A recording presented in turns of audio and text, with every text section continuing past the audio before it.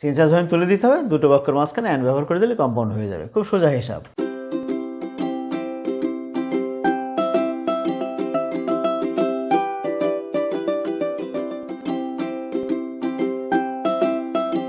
I hope you are all fit and fine.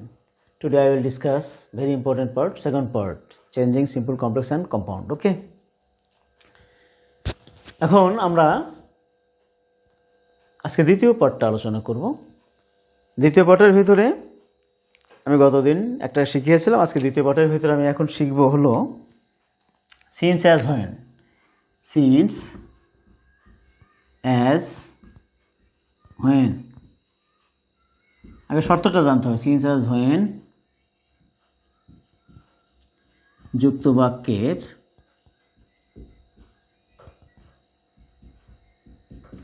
Subject দুইটা এক হলে এবং মূল ভার্ব থাকলে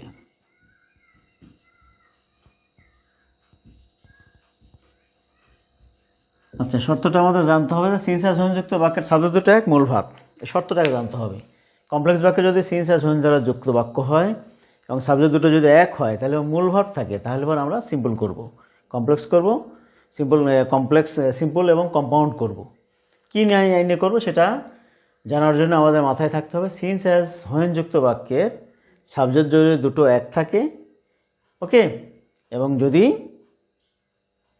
মূল ভার্ব থাকে তাহলে সিম্পল করব। সিম্পল করব কীভাবে?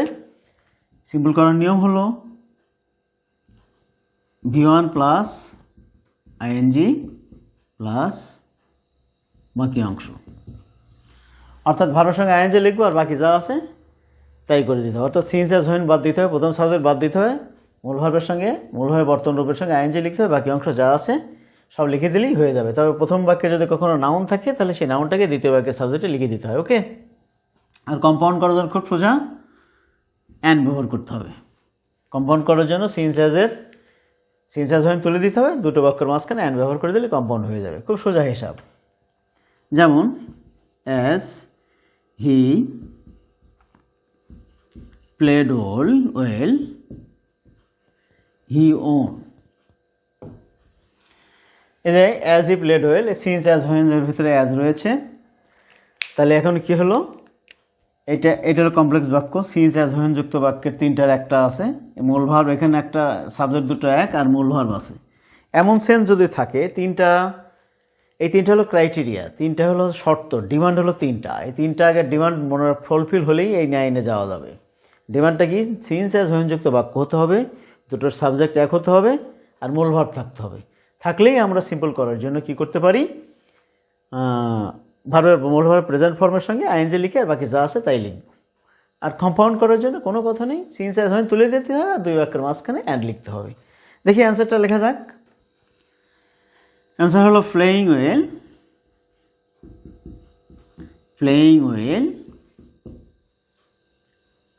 হি ওন। আর একটা হলো he played well and won. তাহলে আমি দুটো বাক্য লিখেছি, অ্যান্সার করে দিয়েছি। এখানে প্লেয়িং ওয়েল, হি ওন। ওখানে অনেকেই কী করে, এই ভার্বের V1 না দিয়ে ভার্বের পাস্ট ফর্ম দিয়ে আইএনজি করে দেয়, প্লেডিং ওয়েই দিয়ে দেয়, ওয়েল দিয়ে দেয়, এইভাবেই দিয়ে দেয় অনেকেই। এই জন্য এই সমস্ত দূর করার জন্য আমাদের আইএনজি যুক্ত হয় সবসময় ভার্বের V1 এর সাথে, অর্থাৎ ভার্বের প্রেজেন্ট ফর্মের সঙ্গে। প্রেজেন্ট ফর্ম লিখে তারপর আইএনজি দিতে হবে, ওকে। এটা মনে রাখতে হবে। আর কম্পাউন্ড করার জন্য দুই বাক্যের মাঝখানে শুধু অ্যান্ড দিয়েছি। এখন এই হি হলো কমন জিনিস, এখানেও আছে হি, এখানেও আছে হি, বাদ দিয়ে দিলাম। বাদ দিলেই ভাষা স্ট্যান্ডার্ড হয়, ওকে। এখন আসি সিন্স অ্যাজ হোয়েন যুক্ত বাক্যের সাবজেক্ট দুটো এক হলে এবং সাহায্যকারী ভার্ব থাকলে, হেল্পিং ভার্ব।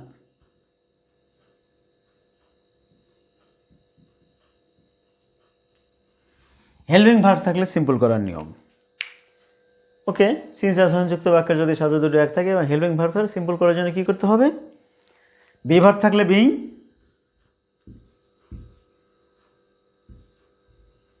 বি ভার্ব থাকলে being,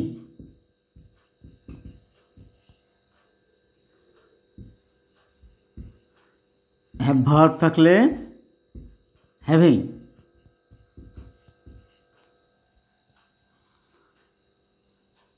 লিখতে হবে বাকি অংশ লিখতে হবে প্লাস বাকি অংশ।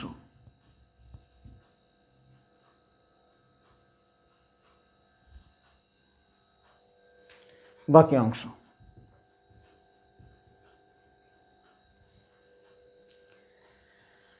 তাহলে কি করতে হবে? be verb থাকলে being, have verb থাকলে having, আর যা আছে আর যাই থাকুক না কেন সবগুলোই লিখতে হবে। আর কম্পাউন্ডে কি হবে? অ্যান্ড হবে। তাহলে আমরা সোজা শিখে গেলাম সিন্স অ্যাজ হোয়েন যুক্ত বাক্যের, এখানে হোয়েন থাকে না অবশ্য, সিন্স এবং অ্যাজ যুক্ত বাক্যের সাবজেক্ট যদি দুটো এক হয় এবং হেল্পিং ভার্ব থাকে, তাহলে সিম্পল করার জন্য যদি বি ভার্ব থাকে তাহলে বিং লিখতে হবে, আর হ্যাভ ভার্ব থাকলে হ্যাভিং লিখতে হবে, আর বাকি অংশ লিখতে হবে। অবশ্যই সাবজেক্ট বাদ দিতে হবে, যেহেতু সাবজেক্ট দুটো এক, প্রথম সাবজেক্ট বাদ দিতে হবে। বি ভার্ব থাকলে বিং, হ্যাভ ভার্ব থাকলে হ্যাভিং, আর বাকি যা আছে তাই করতে হবে। ওকে, উদাহরণ দিয়ে ক্লিয়ার করি। He was week,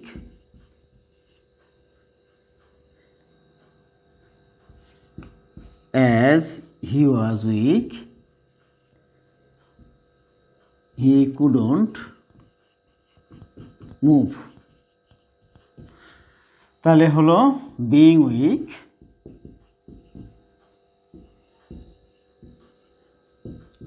he couldn't move.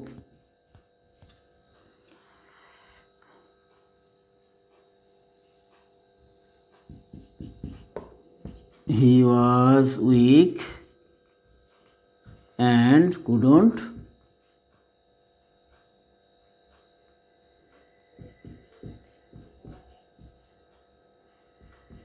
move.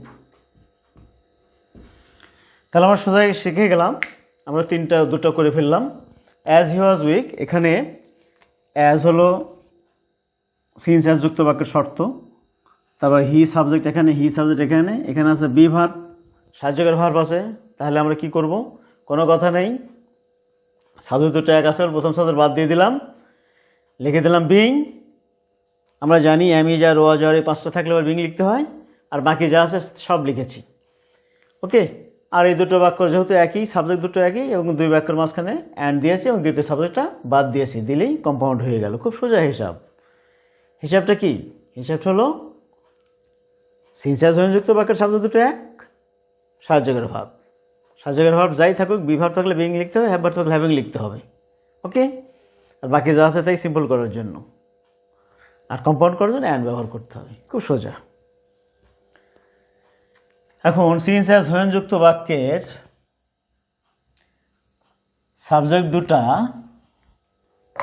ভিন্ন হলে, সাবজেক্ট দুটো ভিন্ন হলে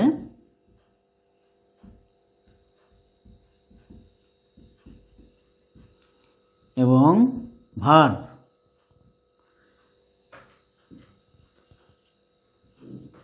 সাহায্যকারী ভার্ব থাকলে, তাহলে যাক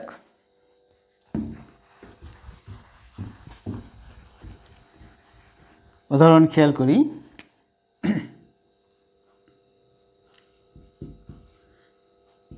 Since the day was hot, I couldn't go out. তাহলে এটা সিম্পল করার জন্য কি লিখবো? তাহলে কোনো কথা নেই, the day being hot, I couldn't go out. আর এখানে কি লিখবো? The day was hot and I couldn't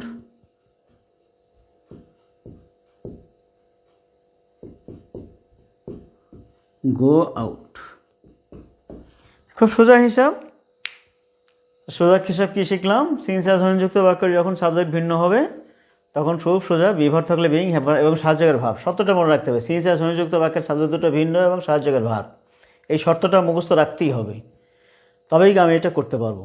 থাকলে পরে সিম্পল করার জন্য খুব সোজা নিয়ম, সিম্পল করার জন্য বিভার থাকলে বিং, হ্যাভার থাকলে হ্যাভিং, আর কম্পাউন্ড করার জন্য অ্যান্ড। ওকে, এইভাবে কিন্তু আমরা অত্যন্ত সহজে কমপ্লেক্স থেকে সিম্পল কম্পাউন্ড করতে পারছি। হোয়েন দ্বারা সময় বোঝালে, হোয়েন দ্বারা সময় যদি বোঝায় তাহলে সিম্পল করার জন্য খুব সোজা আইন। সিম্পল করার জন্য when plus subject plus verb path দিতে হবে। বড় সময়ের আগে ইন,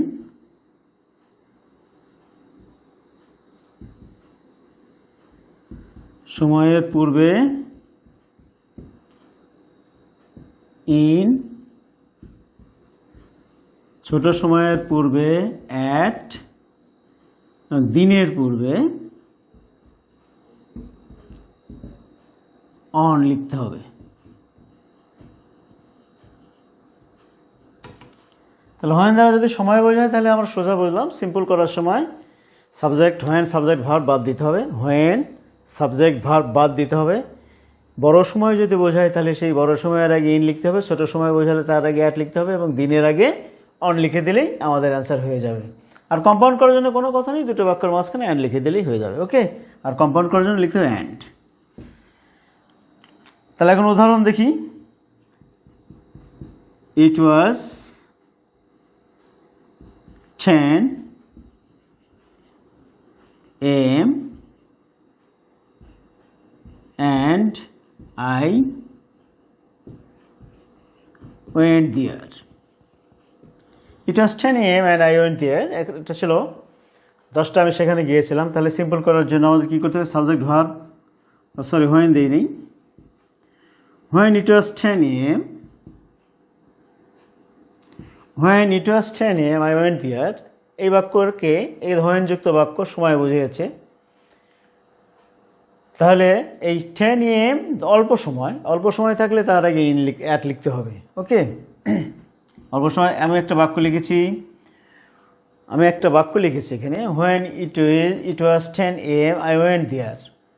এই বাক্যটা হোয়েন যুক্ত বাক্য সময় বুঝিয়েছে। সময় বোঝালে আমরা জানি সাবজেক্ট হোয়েন সাবজেক্ট ভার্ব বাদ দিয়ে বড় সময়ের আগে ইন লিখতে হবে, ছোট সময়ের আগে অ্যাট লিখতে হবে, আর বাকি যা আছে তাই লিখতে হবে, এবং দিন যদি হয় তাহলে অন লিখতে হবে। তাহলে কি শিখলাম?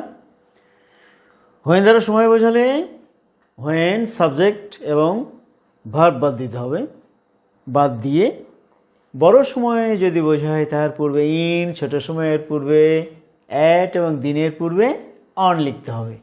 এখানে আমি উদাহরণ লিখে রেখেছি। When it was 10 AM I went there। এই যে হোয়েন সাবজেক্ট ভার্ব বাদ দিয়ে যেহেতু 10 AM অল্প সময়, এখানে লিখবো at 10 AM I went there। Simple হয়ে গেল, খুব সোজা। ওকে, এখন AM বাদ দিয়েছি, এখন যদি AM বাদ দিয়ে দিই তাহলে কি হয়? এখন যদি বললাম হোয়েন ইট ওয়াজ সানডে, তাহলে অ্যান্সারটা কেমন হবে? অ্যান্সার হবে এরকম, on Sunday, on Sunday. Okay, on Sunday I went there. যদি এখানে বলতাম when it was January I went there, তাহলে in January I went there. খুব সোজা হিসাব। ওকে, আর কম্পাউন্ড করবো কেমন করে? দুই বাক্যের মাঝখানে শুধু অ্যান্ড লিখে দেবো। যেমন ইট ওয়াজ Sunday and I went there। খুব সোজা হিসাব। হোয়েন দ্বারা সময় বোঝালে subject verb when subject verb বাদ দিতে হবে, বড় সময়ের আগে ইন লিখতে হবে, ছোট সময়ের আগে অ্যাট লিখতে হবে এবং দিনের আগে অন লিখতে হবে। ওকে, এখন আসি হোয়েন দ্বারা সময় হয়ে গেল, আমরা বুঝতে পেরেছি হোয়েন দ্বারা সময় বোঝালে আমরা কি অ্যান্সার করব। এখন একটা সহজ একটা টিপস আমি বলবো, এই টিপসটা মনে রাখার চেষ্টা করবে সবাই। সেটা হলো আই লাইক বল। এই সিম্পল, যে কোনো সিম্পল বাক্যকে কমপ্লেক্স করার জন্য খুব সহজ একটা আইন আছে। আমি যদি কোনো আইনে সিম্পল থেকে কমপ্লেক্স করতে না পারি, একটা সহজ পদ্ধতি হলো ইট ইজ দিয়ে লিখতে হবে। ইট ইজ আই, তারপরে লিখবো হু লাইক বল।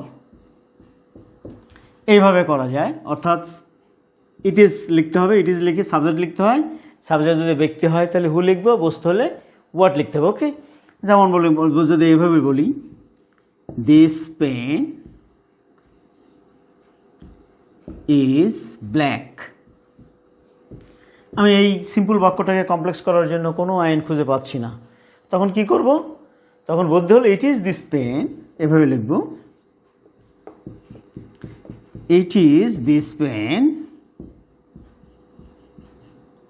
তারপর লিখব হুইচ ইজ ব্ল্যাক। তাহলে আমরা খুব সোজা হিসাব বুঝলাম, যে কোনো সিম্পল বাক্যকে কমপ্লেক্স করে যদি কোনো আইনে করতে না পারি, তখন ইট ইজ লিখবো, সেই সাবজেক্টটাই লিখবো, সাবজেক্ট যদি ব্যক্তি হয় হু লিখবো, বস্তু বা ইতর বা অন্য কোনো প্রাণী থাকলে হোয়াট লিখবো, হোয়াট হুইচ দ্যাট, যে কোনো একটা ব্যবহার করব, আর বাকি যা আছে তাই লিখবো। এইভাবে যে কোনো কমপ্লেক্স বাক্য আমরা করতে পারবো। ওকে, এইভাবে তাহলে যে কোনো সিম্পল বাক্যকে কমপ্লেক্স করা খুব সোজা হয়ে যাবে। তো এইভাবে বন্ধুরা, এইভাবে আমরা চেষ্টা করব। আমরা পার্ট 2-তে চেষ্টা করলাম, অনেকগুলো আইন কানুন আছে, সেটাকে সিম্পল কমপ্লেক্স কম্পাউন্ড কীভাবে করা যায় চেষ্টা করলাম। আপনারা প্র্যাকটিস করবেন, যদি কোনো সমস্যা হয় কমেন্ট বক্সে জানাবেন, তাহলে আমি চেষ্টা করব আরও সুন্দর করে দেওয়ার জন্য। আর যাওয়ার আগে বলি, আমার চ্যানেলটাকে সাবস্ক্রাইব করবেন, ভিডিওটা ভালো লাগলে শেয়ার করবেন। সবাই ভালো থাকবেন, সুস্থ থাকবেন। আল্লাহ হাফেজ।